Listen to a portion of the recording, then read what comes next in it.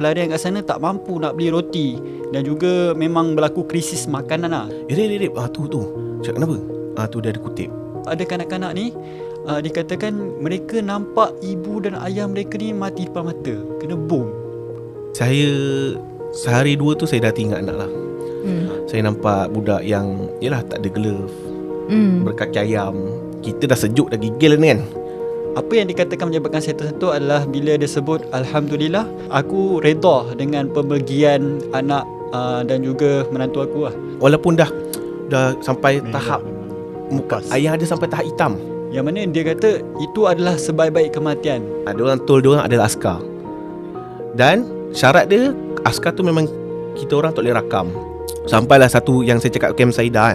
Saidah tu dia suruh buka bonet.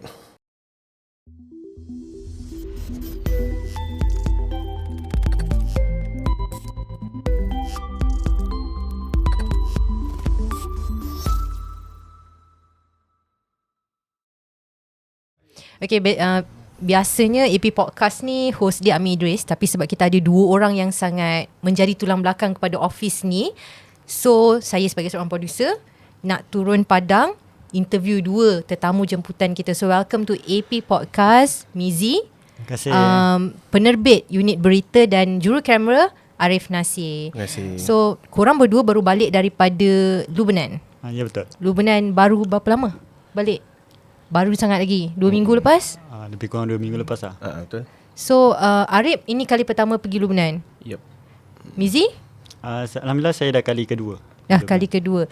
So korang pergi ke Lubnan ni untuk menyertai misi bantuan dengan aman Palestin, hantar ke kamp pelarian Syria dan Palestin dekat Lubnan. So Arif, since baru pertama kali pergi, so apa perasaan daripada mula dapat pergi ke Syria, ke Lubnan, dan apa perasaan bila sampai kat sana? Okay, masa pertama kali dapat tahu yang pihak atasan ada offer untuk saya bersama-sama menyertai program untuk menghantar sumbangan ke Lubnan. First kita rasa bersyukur lah. Sebab bukan apa, sebelum ni kita biasa tengok dekat YouTube, dekat TV ataupun dekat mana-mana iklan lah. Biasanya diorang akan pihak aman Palestin tunjukkan gambaran situasi dekat sana. Jadinya bila kita dapat tahu ada peluang tu, so memang saya rasa dia nak kata happy, bukan happy sangat. Nak kata happy tak ada. Bukanlah happy, sebab kita tahu kita akan pergi ke tempat bergolak. tempat bergolak je tu kan. So kau nak happy, bukannya pihak atasan offer Ana tiket percutian, no. So dia bukan nak kata happy tu yang macam tu lah. Cuma kita rasa bersyukur dapat berpeluang, dapat sendiri lihat keadaan sebenar kat situ. Jadinya lebih kepada bersyukur lah, nak kata happy tu. At least dapat rasa apa yang diorang rasa dekat sana. Betul. So Mizi the first time pergi tahun 2019. Ya betul. Second time 2023. So apa beza di antara dua-dua fasa pergi itulah? Ada perbezaan tak dulu waktu pergi dengan sekarang, keadaan dekat sana macam mana? Okay, first memang pertama sekali pergi masa 2019 tu dalam keadaan macam tak prepare lah. Dan kita dapat tahu pun masa tu lebih kurang seminggu sebelum baru dapat pergi lah. Dan seminggu sebelum nak pergi baru dapat tahu nak pergi. Dia macam mengejut je lah, kemas beg terus pergi. Memang first time di luar negara satu, dengan baru dapat pasport apa semua, memang kelam kabut sikit. So memang macam kata tak berapa nak prepare sangat lah. Dan Alhamdulillah untuk 2023 kita dah tahu serba sedikit keadaan kat sana macam mana, dan kita boleh buat persediaan yang sebaiknya lah. Dan berkenaan dengan keadaan Lubnan kat sana, boleh saya cerita memang agak jauh beza. Walaupun kita tengok dalam sekitar 4 tahun je, tapi masa 2019 keadaan masih belum lagi COVID, belum lagi perang di Ukraine, Ukraine Syria. Tapi bila masuk 2023, kita dapat tahu yang mana dia memberi kesan iaitu perang perang Ukraine dengan Rusia tu, iaitu memberi impak dalam makanan utama diorang, iaitu makanan roti. Gandum lah. Jadi kebanyakan pelarian kat sana tak mampu nak beli roti, dan juga memang berlaku krisis makanan lah. Sebab kita tengok macam keadaan kat sana, setiap bulan ada berlaku peningkatan harga roti tu. Sampaikan sebungkus kecil roti tu sekitar dalam RM28. Sebungkus tu dalam 5 keping je roti. Tak banyak pun. 5 keping RM28. RM28. Tu saiz yang kecil. Paling kecil. Paling kecil tu lebih kurang macam macam roti canai kita lah. Besar dia saiz macam tu. Memang tak kenyang lah. Memang tak kenyang lah. kena kita cek nasi lah memang. Satu lagi boleh saya tambah berkenaan dengan keadaan kat Lubnan, yang mana pada April 2022 yang lepas Lubnan telah diisytiharkan muflis. Jadi negara orang dah muflis, jadi banyaklah krisis ekonomi juga berlaku kat sana. So between dua camp yang korang pergi dua camp kan? Ya. Camp pelarian Syria Syria. dengan camp pelarian Palestin. So ada beza tak di antara dua camp tu? Okay, memang ada beza sebab kita kena tahu dulu Palestin sebenarnya dia dah tinggal kat Lubnan ni lama, sejak daripada 1948, iaitu sejak daripada peristiwa Nakbah tu lah. So mereka dah dalam 70 tahun ada dekat Lubnan, berbanding dengan Syria. Syria ni baru tahun 2011. Jadi mereka baru sampai dekat Lubnan tu masih kita boleh katakan macam baru lagi lah. So dekat kamp pelarian Syria ni dia berbentuk kemah pelarian berbentuk kanvas, iaitu lebih kurang 10 kali 10 kaki je dia punya keluasan dalam tu. Kat situlah toilet, kat situlah bilik tidur, kat situlah tempat saling baju apa semua, segala-galanya dalam tu lah. Dan selain kanvas dia ada bentuk kontainer agak. Dekat kamp pelarian dekat Syria ni dia ada, lepas tu elektrik dia 6 jam je sehari dan air pun kena catur. So lepas 6 jam terputus elektrik dia. Lepas 6 jam akan terputus elektrik dia. Daripada pukul 12.30 malam sampai pukul 6 pagi tak ada elektrik. Air pula kena catur lah. Jadi ada disediakan tong air besar dekat luar. So kita nampak kat situ macam setiap pagi ada kanak-kanak pelarian akan bawa satu galen botol yang besar. Dia ambil air, kemudian dia bawa semula dekat kamp rumah mereka lah. Kalau dekat Palestin lebih kamp pelarian Palestin lebih selesa lah mungkin. Kalau dekat Palestin ni, kamp Palestin ni dia macam kalau kita kat sini istilah macam PPRT lah. Dia dah duduk dalam kawasan rumah. Tapi rumah mereka ni agak teruk lah. Macam pernah yang saya pergi dengan Arif masa tu, dekat satu rumah pelarian ni, dia macam kita nak cakap rumah pun macam tak macam rumah, nak cakap pondok pun tak macam pondok. Sebab apa? Sebab atap dia memang akan bocor bila hujan. Dan dekat atas atap dia ni akan disediakan baldi-baldi untuk tadah air hujan tu. Saya kira lebih kurang dalam lebih daripada 10 baldi dekat atas atap dia. Memang untuk nak elakkan daripada rumah dia masuk air banjir lah. So Arif, I believe Arif tak ada merasa experience untuk tidur dekat kamp pelarian tu kan? Betul. Kan? Mizi pernah? Pernah. 2019 pernah tidur dekat Betul, camp. 15 hari kat situ. So mula-mula Arif pergi kan, so hati tak? So nak kena tidur kat sini. Sebab sebelum ni pernah lah dengar macam Mizi pernah cerita, ada kawan yang pernah pergi pun cerita dia orang tidur dekat kamp pelarian tu sendiri. So masa pergi tu dah mindset lah, aku takkan tidur selesanya, takkan dapatnya tidur berbantahan. Memang dah mindset ni. So sampai kat sana first day kita orang pergi dekat pejabat Urda ni salah satu NGO dekat sana lah. Habis dah berjumpa dengan diorang apa semua untuk tahu apa dia lah untuk next program apa semua. Malam tu dah ready pergi. Time tu saya dapat pergilah camp perkemahan apa nama? Yang malam tu sebelum kita keluar. Oh tu Yasamin. Ya, yes, Camp Yasamin. Camp Dekat Yasamin. Lepas So macam dapat macam okey. Oh dapat. So macam dah bersedia lah, waktu tu dah bersedia lah. Time tu macam dah redor lah, konsep redor. Okey, jom. Lepas tu kita orang pun malam tu juga memang dah prepare, memang dah bentang tilam apa semua. Diorang kasih duduk. So macam dah siap apa semua. Saya pun diorang dah welcome korang. Satu lagi bila cerita welcome ni, mana-mana kita pergi camp diorang, yelah kalau kita tahu konsep orang Arab ni kan, memang sangat memuliakan tetamu kan. So tak kisahlah diorang ni berstatus apa, pelarian ke tak pelarian ke, diorang memang macam tu budaya dia. So bila malam tu kita orang dah ready apa semua, dah nak tidur, nak rehat badan, saya pun dah siap cas apa semua. Dah baring ke? Dah baring. ada yang dah baring pun. Tiba-tiba dalam pukul 2 pagi 2 ke 3 pagi macam tu lah dapat panggilan malam. Daripada pihak NGO sana lah. Dia kata korang kena kemas. Cakap asal member dah santai. Ada semua dah nak tidur semua kan. Atas faktor keselamatan. Bila kita tanya kenapa nak kena pindah kan, tak apa, kita chill je cakap dia. Kita bukan tak biasa susah. Cakap kadang-kadang tak apa, kita okey. Lepas tu tak pihak Aman Palestin bagi tahu, dia kata ni diorang kata sebab ada atas faktor keselamatan. Lah. Lebihnya diorang tak bagi tahu. Tak bagi tahu. Just memang keselamatan je. So nak tak nak kita orang okey lah. So macam benda tu saya dah memang tak kisah pun. Sebab macam saya cakap tadi, dah awalnya memang Kita saya nak rasa. saya dah mindset macam Ha. tak apa, okey je tidur kan. Lepas tu dia cakap macam tu, memang kena kemas lah. Kemas, pergi tempat lain lah. Yes. Dengan saya masa tu dah bawa equipment apa semua, tak apa. Kemas balik. Pergi ke hotel. Okay, bercakap pasal keselamatan dan equipment. As orang media kan, kita tahu susah nak tembus, nak dekat airport semua. Macam mana bawa equipment masuk? Adakah declare diri sendiri sebagai orang media ke tak? Tidak. Tak. Sebab So masuk sebagai pelancong. pelancong. So barang-barang pun macam mana equipment media yang sepatut bawa tu? Saya cuba minimizekan lah. Maksudnya, yelah macam saya beritahu tadi, saya ada tanya dengan orang yang dah pernah pergi kan. So memang saya packkan dengan satu bag, memang bag kamera lah. Semua tu saya masukkan laptop, kamera apa semua. And then tripod pun saya tak adalah bawa tripod yang besar. Sebab yelah kita dah tahu.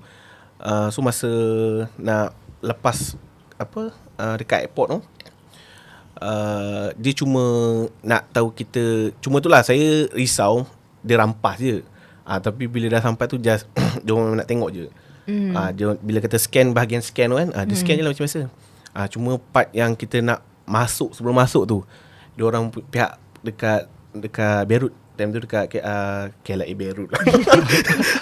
Dah KLIA pula, Beirut ke KLIA ni. Lapangan terbang. Sebab dia sangat sinonim kan KLIA lah. Lapangan terbang Beirut tu, pihak dia orang tanyalah kan, kenapa nak datang sini? Baca asal banyak no bunyi ni. Maksudnya dia soal. Kita cakap lah, kami datang nak melancong. Lepas tu kata nak melancong, nak tengok mana. Memang saya pun macam mungkin sebab soalan dia memang yalah, datang dengan siapa. Banyak lah. Ya. Betul-betul lah dia tanya. Nak melancong kenapa? Nak pergi tempat mana? Saya cakap, sampai cakap, nah kenapa nak tanya? Masa tu tapi saya fikir sebab negara diorang atas keselamatan juga. So saya macam okey, kau nak tanya aku, tak tanya je lah. Tapi Alhamdulillah lah semua kelas Alhamdulillah. Tapi bila kata part nak jaga equipment, boleh saya terus cerita? Boleh silakan. Tak ada masalah. Masa nak jaga equipment tu kan, adalah satu ni, tapi time ni Alhamdulillah lah, masa sepanjang kat sana tak ada masalah. Cuma ada satu, kami nak ke Palestin. Camp pelarian Palestin. Camp pelarian Palestin. Camp Dekat Saida tu betul. Sebab kat sana macam kita PKP baru nampak ada polis jaga tepi jalan kan. Sekatan kan. Macam yalah, and then kalau kita pun betul. Dia orang adalah askar. Special. Bukanlah special. Tapi yalah, keselamatan. So bila kata kita orang dalam perjalanan tu memang akan jumpalah askar. Dan syarat dia, askar tu memang kita orang tak boleh rakam. Apa lagi kalau jumpa askar tu, memang orang sana, orang yang guide kita orang bawa tu, dia akan cakap save your camera, simpan. Dia tak bagi. Sampailah satu yang saya cakap, camp Saida. Saida tu dia suruh buka bonet. Itu saya rasa macam macam nervous. Wow. Nampak dia orang tu dah nervous, suruh buka bonet lagi nervous. Ya. Rasa macam menjawab ni kalau kena rampas ni. Dia bukan menjawab apa, menjawab nak balik Malaysia nanti. Enggak mahal lah nak kemai. Lepas tu bila kata dah dia buka bonet tu, nasib tak baik, nampak saya punya tripod kecil lah time tu. Nampak tripod. Lepas tu dia cakap Arab dengan orang yang bawa kita orang tu lah. Dia cakap Arab tu. Lepas tu orang Arab yang bawa kita orang tu, dia kata, Arif, angkat kamera lah. Saya macam awak macam lepas tu dia kata dia borak lagi dengan ni, dia borak-borak tu. Okey, lepas tu kebetulan nasib baik ada pihak Aman Palestin ni faham lah bahasa Arab kan. Dia kata tak apa, kau jangan takut, dia nak tahu apa barang ni apa. Dia orang ni tak tahu tripod apa. Lepas tu kalau tripod mana kamera, dia nak tahu tu macam tu je. Dia kata okey. Betul ke Mizi? Orang tu cakap tu, Tantan nak sedapkan hati Arif je kan. Macam dia dah nervous sangat kan. Tangan dia dah menggigil lah tu. Tangan dia menggigil lah nak bagi. Tapi sebenarnya sebab dia takut kita bawa senjata. Dia ingat senjata type monopod tripod tu kan. Nampak macam senjata. Betul. Siap tanya brand. Brand apa? Kau kan tanya brand outlet kan. Takut dia beli pula. So Mizi dah 2 kali pergi. Untuk kali ni tahun 2023, apa benda yang paling menyentuh hati Mizi? Menyentuh hati. Okay, sebenarnya memang kalau kami pergi kat sana banyaklah benda-benda kisah-kisah sedih ataupun background mereka, sebab setiap kamp pelarian tu yang kita pergi ada kisah tersendiri. Contoh macam ada satu momen yang saya rasa agak sedih lah, walaupun masa tu kita nak nangis, kita tahan je kan. Ada satu camp tu dekat Arsal kami pergi. Masa tu bila sampai je dekat camp tu, saya ternampak ada seorang kanak-kanak berkursi roda. Dan kanak-kanak tu kalau kita tengok kursi roda mungkin ada yang boleh bergerak semua, tapi ini memang kaku. Dan bila ada kita bagi sumbangan macam gula-gula untuk kanak-kanak ni, dia macam nak senyum pun agak susah, agak payah macam tu. Jadi kita cubalah tanya dengan ahli keluarga mereka yang kat situ. Dia nama kanak-kanak tu Syaimah, umur 12 tahun, duduk atas kursi roda je, dan juga dia dijaga oleh nenek dia dan juga ibu saudara dia. Bila kita tanya, baru kita tahu punya Syaimah ni dulunya normal. Sebelum perang tu dia dalam keadaan yang normal, tapi disebabkan perang, jadi Syaimah ni lumpuh dan tak boleh nak bergerak Dan juga kita dapat tahu yang mana ayah dengan ibu juga dah tak ada. So memang dijaga oleh nenek dengan ibu saudara dia. Jadi bila kami interview nenek dia tu, memang saya memang dekat, lebih kurang sejengkal lah, sebab time tu dalam keadaan sempit, agak kecil. So interview tu pegang mic betul-betul dekat dengan dia memang menitik air mata depan saya lah. Saya macam, sebab walaupun saya mungkin dapat faham sikit-sikit lah bahasa Arab ni, sebab bahasa Arab diorang lorak dia lain sikit, tapi bila dia cerita, apa yang dikatakan menyebabkan saya tersentuh adalah bila dia sebut, Alhamdulillah, aku redha dengan pemergian anak dan juga menantu aku lah, iaitu mak dan juga ibu kepada Syaimah ni, yang mana dia kata itu adalah sebaik-baik kematian, iaitu jihad lah. Dia masuk kat situ adalah jihad lah. Jadi kalau saya rasa macam bagaimana seorang ibu boleh redha dengan kematian anak dia tu, memang sangat powerful lah. Hebat sangat lah. hebat. Itu yang kita nampak dekat depan mata kita lah masa tu. Dan juga sebenarnya situasi kanak-kanak dekat sana ni memang kita nak cakap, kalau semasa saya pergi 2019 hari tu, lebih kurang 80,000 kanak-kanak yang lahir dekat Lubnan tak berdaftar pun. Jadi memang diorang punya identity card tak ada, status kewarganegaraan pun tak ada. Jadi mereka ni tak tahu dengan pendidikan lagi lah kan. Jadi dengan berkat bantuan daripada Aman Palestin dan juga NGO Urda ni sebenarnya membantulah dari segi pendidikan walaupun tak formal. Sebab kita ada juga pergi kelas macam kelas lebih kepada fizikal, nyanyian, kelas art, seni dan pelbagai lagi lah. Dan satu lagi, masa saya pergi 2019, kami ada pergi satu kelas, iaitu kelas ni nama dia Bersama Center. Kat situ memang dia khas untuk kanak-kanak yang ada masalah psikologi atau tekanan. Sebab apa? Sebab bila kita tengok tu ada kanak-kanak ni dikatakan mereka nampak ibu dan ayah mereka ni mati depan mata, kena bom. Saya bila dengar tu macam, kalaulah saya keadaan dekat situ, saya tak tahu macam mana lah. Jadi kanak-kanak ni dia mengalami tekanan dan menyebabkan mereka jadi macam hilang arah tuju lah. Bersama ni dekat kamp Syria?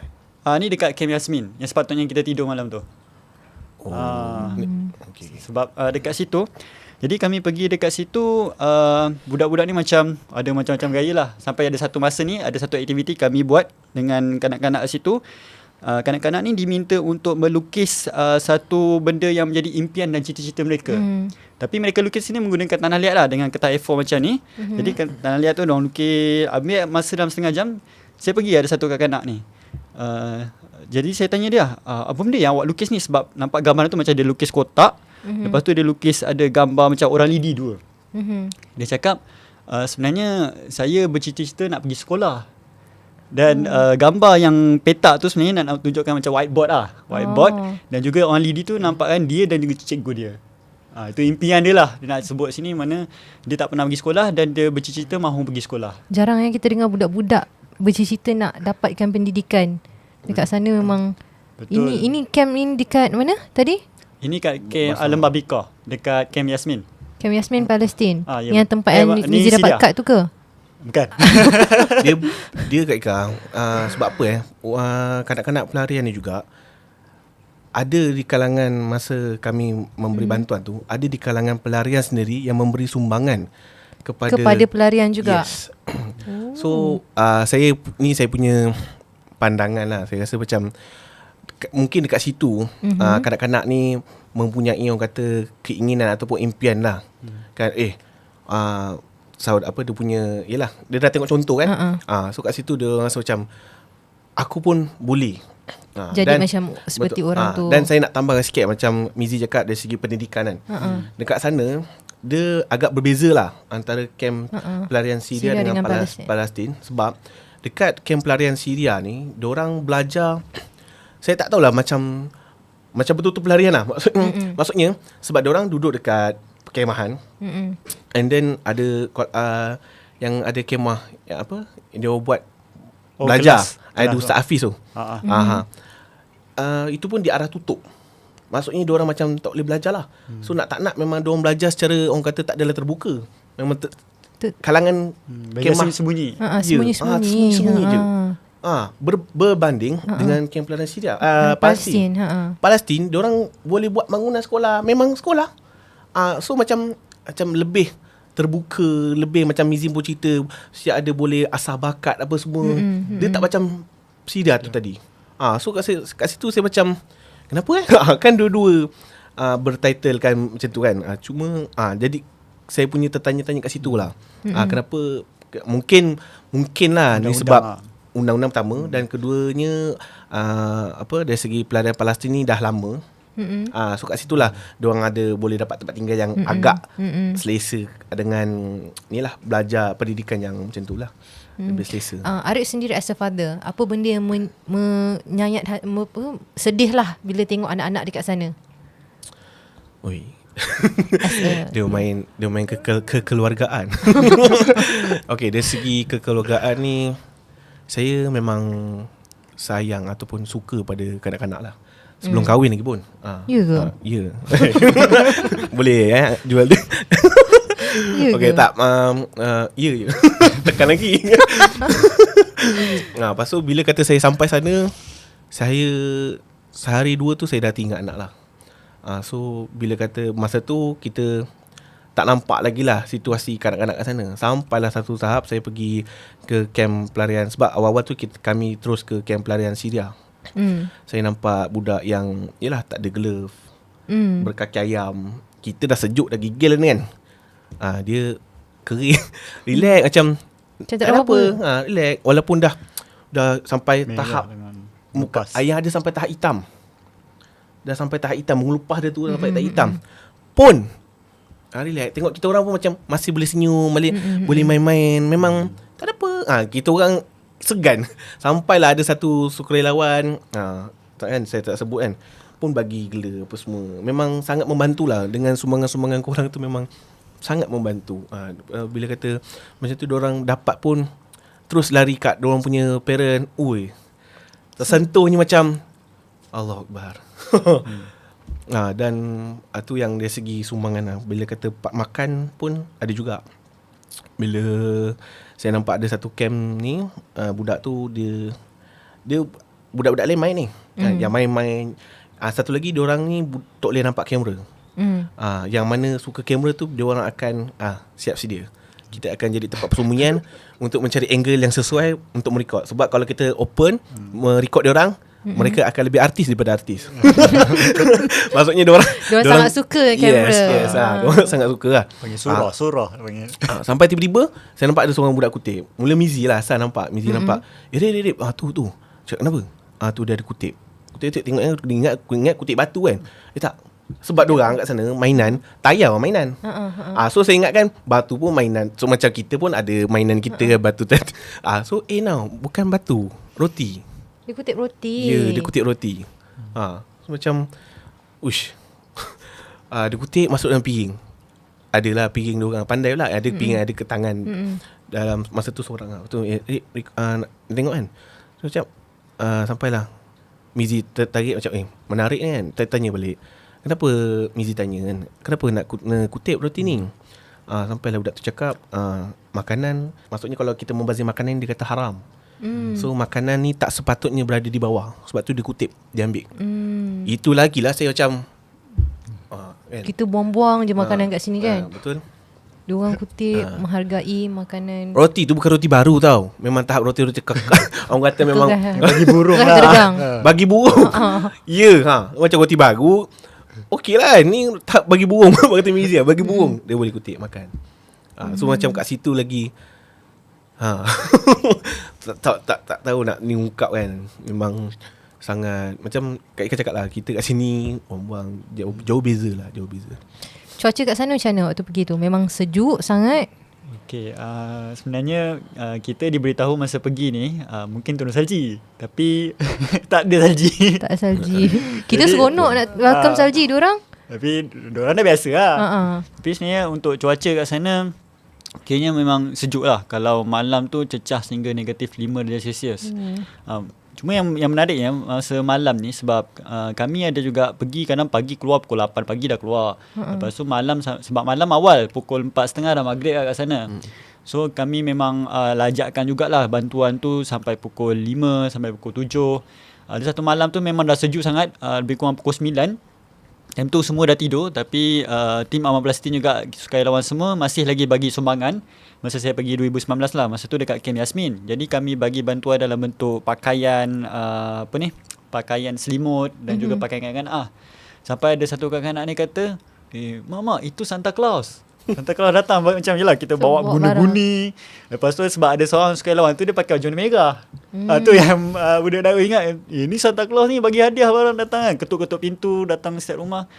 Sebab mereka ni ada yang berkaki ayam, ada yang tak pakai stokin, ada yang tak pakai glove macam Arif cakap tadi. Pakai baju pun tipis je, 1-2 lai je. Banding kita ni 5 lai, 5 lapis dah ni. Ni pun dah menggigil dah ni. Jadi memang sangat sejuk keadaan kat sana. Sampai macam ada satu keluarga Palestin, keluarga Syria tu juga, dia jemur baju dia jadi keras. Sebab terlalu sejuk, tak boleh nak kering. Bukan kering, keras. Jadi keras. Itulah gambaran yang kita boleh kongsi lah. Untuk misi bantuan kali ni 2023 ni, apa benda yang korang bawa sekali untuk bagi kepada pelarian ni? Okey, sebenarnya untuk bantuan ni, sebenarnya macam Amal Palestin sendiri memang sediakan duit lah. Kita bawa sumbangan rakyat Malaysia yang daripada melalui tabungan Palestin bawa ke Lubnan. So dekat Lubnan ni Amal Palestin bekerjasama dengan NGO kat sana, Urda. Kat situlah kita beli barang, terutamanya makanan lah. Pack makanan dan juga kerosin. Kerosin ni iaitu minyak pemanas, kita panggil minyak tanah kat sini. So barang-barang tu lah antara yang diperlukan. Selain tu kita Amal Palestin juga beri bantuan dalam bentuk aspek psikologi. Macam saya cerita kelas untuk anak-anak yang ada tekanan. Dan juga ada bantuan dari sudut fisioterapi. Kadang ada juga kanak-kanak yang tak ada kaki, diberikan kaki palsu.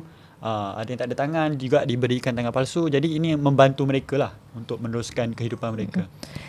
Semalam actually saya dapat mesej daripada salah seorang pelarian Syria dekat Malaysia, pernah masuk AP Podcast, Lin Saleh. Dia tanya, bantuan musim sejuk untuk rakyat Syria ni masih lagi, sebab untuk pelarian Syria, pelarian Palestin ni masih lagi berterusan ke sebab musim sejuk dan nak habis kan? So maksudnya untuk mereka yang masih lagi salurkan bantuan ni, maksudnya bantuan tu akan ke mana selepas ni? Okay, kalau Mizi boleh cakapkan on behalf of Aman Palestin lah. Okay, sebenarnya masa kami pergi tu sebanyak 167,000 USD bantuan daripada Amal Palestin bawa ke Lubnan. Jadi sebenarnya bantuan tu bukan terhenti kat situ saja. Sebab musim sejuk ni masih panjang lagi tempoh dia. Dan dijangka akan sampai bulan puasa nanti, bulan 3 kan. So sekarang ni memang masih lagi musim sejuk. Jadi bantuan tu memang sangat diperlukan. Sebab masa kami pergi dekat sana Januari yang lepas ni, ada pelarian yang situ kata kami dah sebulan tak dapat makanan ni. Dah terputus bekal makanan. Lepas tu ada yang cakap 6 bulan kami tak cukup makanan. Sebab apa? Sebab UNHCR dan juga WFP, Persatuan Makanan Sedunia, telah menghentikan sumbangan mereka. Saya tak ingat berapa angka dia, tapi banyaklah, daripada ratusan ribu kepada puluhan saja. Dikurangkan bantuan tu. Termasuklah yang Syaimak tadi, yang sepatutnya dapatkan rawatan kan, tapi tak dapat. Mereka yang berkursi roda tu. Nak tambah sikit lah. Sebab ni apa yang saya faham kat sana, diorang ni, orang yang pelarian ni, diorang tak dibenarkan bekerja tau. So memang orang kata totally mengharapkan bantuan.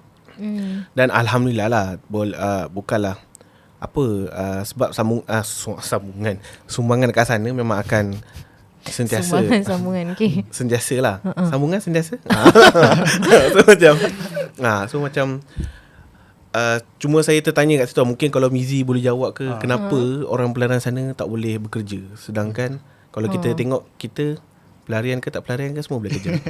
Sebab even pelarian Syria, pelarian Palestin datang Malaysia pun diorang Betul. diberi peluang untuk bekerja. Betul. Kan. Sebab satu, kita tengok undang-undang negara Lubnan tu macam mana. Sebab kerajaan Lubnan memang tak benarkan pelarian Syria untuk bekerja. Dan satu benda yang beza tahun 2019 dengan 2023, yang mana masa kami pergi 2019, kami tidur dekat camp tu.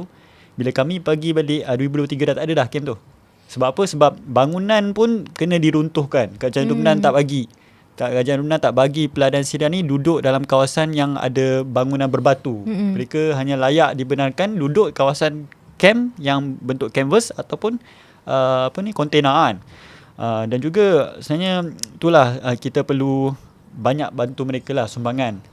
Kata orang kita orang susah kan. Antara Islam ni umpama satu bangunan kan, yang mana antara satu perlu menguatkan satu sama lain lah. Itu salah satu tugasan kita juga lah, membantu.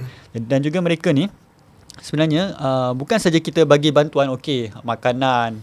Mereka tak ada makanan, kita bagi makanan. Mereka tak ada minyak panas, kita bagi minyak panas. Bukan bantuan setakat itu, kita bagi lebih Palestin dan juga URDA ada bantu lebih lagi, iaitu kata orang kat sini lah, kalau tak ada makanan, kita bagilah mata kail kan, untuk diorang pancing. Jadi dekat sana, Amal Palestin dengan URDA buat, mereka membuat satu sistem, contoh macam sistem yang boleh beri peluang pada mereka pelarian ni untuk bekerja. Mereka macam beli satu tanah, so kat situ usahakanlah tanaman gandum ke, buah apple ke, limau paling best kita di sana banyak. So pelarian kat sana bekerja. Masa saya pergi 2019 tu pun ada satu kilang kat situ, kilang roti. Jadi ada 8 orang pekerja Syria kat situ bekerja. Tapi mereka bekerja underground lah. Kalau dapat tahu habislah. Habislah. Dan juga mereka ni bekerja sebenarnya tak boleh diberi gaji yang sama dengan warga negara Lubnan. Mereka dapat gaji half saja, separuh daripada gaji warga negara kat sana. Jadi memang kalau tak ada apa-apa pekerjaan, memang mengharapkan semata-mata bantuan. Ya, korang betul. sebagai last korang sebagai anak muda yang dah pergi. Nak lagi ke? Macam tak puas je. Korang sebagai anak muda yang dah pergi ke sana, apa pesanan korang untuk sebenarnya knowledge pasal apa yang terjadi kepada Syria, kepada Palestin ni memang sangat kita perlu ambil tahu. Betul kan? Kita perlu ambil tahu, tapi masalah kita the young generation ni sekarang ni macam kebanyakannya lah, tak semua, kebanyakannya tak tahu pasal apa krisis kemanusiaan yang terjadi. So apa pesanan Arif dan Mizi kepada anak-anak muda yang menonton dan mendengar EP Podcast ni? Yang gaduh? Kepada pendengar dan pemberi sumbangan di luar sana, saya boleh berikan pengharapan lah kepada korang semua supaya teruskan beri sumbangan tu. Bukanlah mengatakan yelah aku bagi sumbangan, end up orang pelarian tu dapat apa. No, sangat-sangat berharga bagi diorang. Sebab macam tadilah Mizi katakan tadi, dengan sumbangan anda semua tu, mereka dapat bekerja walaupun underground kan. Tapi diorang bekerja. Sebab saya adalah membaca komen masa kita memberikan sumbangan tu, dia kata korang ni bagi sumbangan pelarian tu nak apa, maksudnya macam sumbangan, lepas tu nanti korang datang balik. So macam diorang rasa macam sumbangan diorang tu, orang pelarian kat sana habis itu je. Faham tak? Maksudnya kan, dah bagi sumbang, lepas tu nanti datang lagi, bagi sumbang lagi. Padahal diorang ada limitation, banyak benda yang diorang tak boleh buat. Yes. Dan benda tu diorang sebenarnya bekerja, belajar. Tu dari kami cerita, ada yang sanggup buat pendidikan secara menyuruk-nyuruk demak demi nak mendapatkan pendidikan tu kan. Jadinya tu lah, saya boleh katakan teruskan memberi sumbangan, sebab sumbangan korang tu memang mereka dapat orang kata meringankan lah orang punya serba sedikit kehidupan orang. Betul. Okay, bagi saya pula macam kebanyakan lah bila ditanya kepada pelarian kat sana, termasuklah kanak-kanak sendiri, apa yang kamu nak? Ataupun apa impian kamu kan. Jadi mereka ni akan cakap, kami bercita-cita mahu kembali ke tanah air kami semula, iaitu Syria dan juga Palestin lah. Jadi sebenarnya kalau kita tak bantu mereka, siapa lagi nak bantu mereka kan? Dan kita bantu ni bukanlah kalau nampak macam secara fizikal, kita bagi makanan tu je lah. Tapi sebenarnya dengan makanan tu lah mereka boleh survive, boleh hidup untuk mereka meneruskan menggapai cita-cita mereka tu untuk kembali semula kepada negara asal orang, iaitu Syria dan juga Palestin lah. Dan juga sekiranya kalau kita tak mampu untuk memberi bantuan dari sudut makanan ke, sumbangan berbentuk duit ke, sekurang-kurangnya kita berdoa lah untuk mereka. Betul. Sebab bila kami pergi kat sana, mereka tak pernah putus-putus doa pun kepada kita. Setiap kali kami bagi bantuan, mereka lah yang banyak berdoa kepada kita lah. Dan doa orang yang teraniaya ni adalah salah satu doa yang mustajab. Nampak nak nangis tu. Betul. Jangan nangis. Thank you so much sebab sudi berkongsi cerita pengalaman pergi ke Lubnan, ke kamp Syria, ke kamp Palestin. Terima kasih Mizi, Arif. So, semoga apa yang korang share ni dapat memberi manfaat kepada semua. InsyaAllah. Thank you.